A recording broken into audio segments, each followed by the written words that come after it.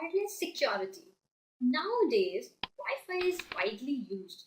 Every single smartphone, latest computers are now Wi-Fi enabled. But the only question which strikes in everyone's mind that is it secure? So let's see in how many ways a Wi-Fi network can be attacked and secured. Most of the wireless setup devices are vulnerable in their default configuration mode, as the end users are not fully aware of security levels to be set on these devices.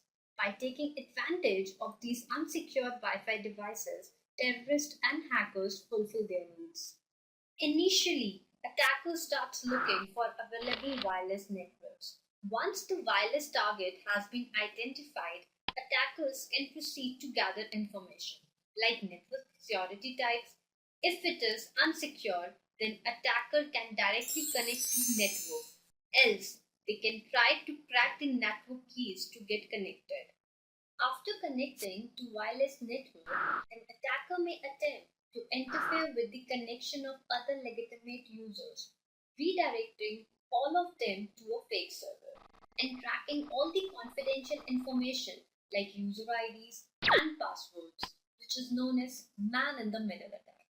While connecting to wireless network, attacker can also hide their identity by changing the physical address of their computers, also known as MAC address spoofing.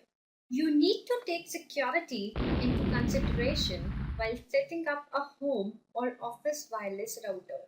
Always use strong password for encryption with at least 15 characters, uppercase letters, lowercase letters, numbers, and symbol. Do not use WEP for encryption. Rather use WPA or WPA2. Do remember to change the default username and password of the access point.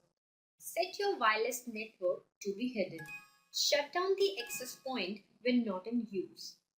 However, every security can be bypassed, but still, maximum security is always better than no security.